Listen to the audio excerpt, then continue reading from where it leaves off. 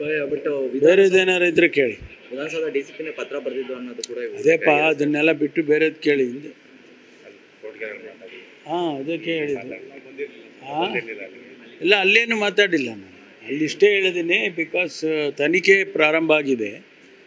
ಅದರಿಂದ ತನಿಖೆ ಪ್ರಾರಂಭ ಆಗಿರುವಾಗ ನಾವು ಏನು ಕೂಡ ಹೇಳಿಕೆಗಳನ್ನು ಕೊಡೋದು ಸರಿ ಕಾಣಿಸಲ್ಲ ಅಂತ ಹೇಳಿದ್ದೀನಿ. ಇಲ್ಲೂ ಅದೇ ಹೇಳ್ತೀನಿ. ಸ್ವಾಮೀಜಿಗಳು ಕೂಡ ನಿಮ್ಮ ವಿರುದ್ಧವಾಗಿ ಇವಾಗ ಎಫ್ಐಆರ್ ಆಗಬೇಕು ಅನ್ನುವಂಥ ಅತಿ ಹಿಂದುಳಿದ ವರ್ಗದ ಸಮುದಾಯದ ಸ್ವಾಮೀಜಿಗಳು ನಿನ್ನೆ ರಾಜೀನಾಮೆಗೆ ಒತ್ತಾಯ ಮಾಡ್ತಾ ಇರ್ತಾರೆ. ಇಲ್ಲಿ ತುಮಕೂರಲ್ಲಿ ಇವತ್ತು ಕಬ್ಬನ್ ಪಾರ್ಕ್ ಪೊಲೀಸ್ ಠಾಣೆಗೆ ಹೋಗಿ ನಿಮ್ಮ ಮೇಲೆ ಒಂದು ಕಂಪ್ಲೇಂಟ್ ಅನ್ನು ಕೊಡ್ತಿದ್ರೆ ಸಿಎಂ ಡಿಸಿಎಂ ಎಲ್ಲರ ಮೇಲೆ ಗೃಹ ಸಚಿವರ ಮೇಲೆ ನೀವು ಏತ್ರಿ ಅಂತ ಹೇಳ್ತಾ ಇದ್ದಾರೆ. ಕೊಡಲಿ, ಅಲ್ಲ ಕೊಡಲಿ, ಅವ್ರು ಕೊಡೋದಕ್ಕೆ ನಾವು ಬೇಡ ಅಂತ ಹೇಳೋಕ್ಕಾಗುತ್ತೆ. ಕೊಡಲಿ. ಹೇಮಾವತಿ ವಿಚಾರ ಏನು ಅವರು ಇವಾಗ ಒಂದಷ್ಟು ಡಿಮ್ಯಾಂಡ್ ಇಟ್ಟಿದ್ದಾರೆ ಸರ್. ಇವಾಗ ಅವ್ರು ನಿಮಗೆ ಡೆಡ್ಲೈನ್ ಅಂತೇಳಿ ಕೊಡ್ತಾ ಇದ್ದಾರೆ. 1 ತಿಂಗಳ ಅವಕಾಶ ಕೊಡ್ತೀವಿ, ಕಾಮಗಾರಿನ ನಿಲ್ಲಿಸಬೇಕು. ನಿಲ್ಲಿಸಿಲ್ಲ ಅಂದರೆ DC ಆಫೀಸ್ಗೂ ನಾವು ಪ್ರತಿಭಟನೆ ಮಾಡ್ತೀವಿ, ಜೊತೆಗೆ ವಿಧಾನಸೌಧ ಚಲೋ ಅಂತ ಹೇಳಿ ನಾವು ಸ್ವಾಮೀಜಿಗೆ ಆಗ್ತೀವಿ. ವಾಪಸ್ ತಗೋಬೇಕು.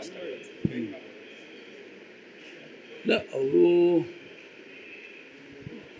ಈಗೇನು ಸರ್ಕಾರ ತೀರ್ಮಾನ ಮಾಡಿದೆ ಅದ್ರ ಪ್ರಕಾರ ಕೆಲಸಗಳು ನಡೆಯುತ್ತವೆ. ಅವರು ಕೇಳಿರೋದು ನಮಗೊಂದಿಷ್ಟು ಸಮಯ ಕೊಡಿ, ನಮ್ಮ ಜೊತೆ ಮಾತಾಡಿ ಅಂತ. ಅದಕ್ಕೆ ನಾನು ಮಾನ್ಯ ನೀರಾವರಿ ಸಚಿವರಿಗೆ, ನಮ್ಮ DCM ಅವರಿಗೆ ಹೇಳಿದ್ದೇನೆ. ಅವರು ಸಮಯ ಕೊಟ್ಟ ಮೇಲೆ ಅವ್ರ ಜೊತೆ ಕೂತು ಮಾತಾಡೋದಕ್ಕೆ ಪ್ರಯತ್ನ ಮಾಡ್ತೀವಿ, ಕನ್ವಿನ್ಸ್ ಮಾಡೋದಕ್ಕೆ ಪ್ರಯತ್ನ ಮಾಡ್ತೀವಿ. ಕನ್ವಿನ್ಸ್ ಆಗಲಿಲ್ಲ ಅಂದರೆ ಬೇರೆ, ಕನ್ವಿನ್ಸ್ ಆಗಿದರೆ ಅದು ಬೇರೆ. ಅದರಿಂದ ಆ ಅವಕಾಶನೂ ಕೊಡಬೇಕಲ್ಲ ಅವರಿಗೆ.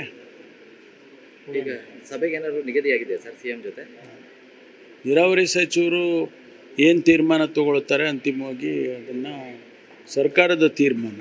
ನೀರಾವರಿ ಸಚಿವರ ಕೇಳಿದ್ದೇನೆ, ಅವರಿಗೆ ಸಮಯ ಕೇಳಿದ್ದೇನೆ.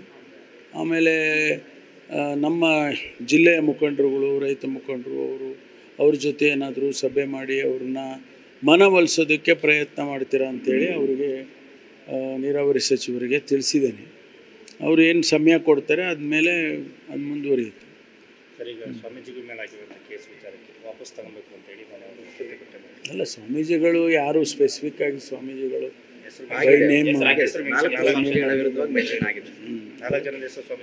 ಸ್ವಾಮೀಜಿಗಳ ಮೇಲೆ ಪರಿಶೀಲನೆ ಮಾಡಿ ಸ್ವಾಮೀಜಿಗಳ ಮೇಲೆ ಹಾಕಿರೋದನ್ನು ತೆಗೆಯೋದಕ್ಕೆ ಹೇಳಿದ್ದೇನೆ. ಬೇರೆಯವರು ಬಸ್ಸಿಗೆ ಕಲ್ಲು ಹೊಡೆದ್ರು ಅಥವಾ ಟೈರ್ಗೆ ಬಿಟ್ಟರು, ಅದೆಲ್ಲ ಪರಿಶೀಲನೆ ಮಾಡಿ ಅವರೇನು ಅವ್ರ ಹತ್ರ ಎಲ್ಲ CCTV ಫುಟೇಜ್ಗಳಿದ್ದಾವೆ. ಯಾರು ಕಾನೂನಿಗೆ ವಿರುದ್ಧವಾಗಿ ನಡ್ಕೊಂಡಿದ್ದಾರೆ ಅವ್ರ ಮೇಲೆ ಕ್ರಮ ತಗೊಳ್ತಾರೆ. ಸ್ವಾಮೀಜಿಗಳು ಯಾರನ್ನೂ ಕೂಡ FIRನಲ್ಲಿ ಹಾಕೋದು ಬೇಡ ಅಂತ ಹೇಳಿದ್ದೀನಿ. ಯಾಕೆಂದರೆ ಅವರು ಸ್ವಾಮೀಜಿಗಳಲ್ವ, ಅವ್ರಿಗೆ ಒಂದಿಷ್ಟು ಗೌರವನೂ ಕೂಡ ನಾವು ಕೊಡಬೇಕಾಗ್ತದೆ. ಅವರು ಕರೆದಿದ್ದಾರೆ, ಹೋಗಿದ್ದಾರೆ. ಆದ್ದರಿಂದ ಅದನ್ನು ಪುನರ್ ಪರಿಶೀಲನೆ ಮಾಡಿ ಅಂತ ಹೇಳಿ ತಿಳಿಸಿದ್ದೇನೆ. ವಾಪಸ್ ತೆಗಿತಾರೆ ಸರ್? ಅವ್ರಿಗೆ ಪುನರ್ ಪರಿಶೀಲನೆ ಮಾಡಿ ಅಂತ ಹೇಳಿದ್ದೇನೆ. ನ್ಯೂಸ್ ಫಸ್ಟ್, ನಿರ್ಭೀತಿಯಿಂದ ನಿಮ್ಮ ಪರವಾಗಿ.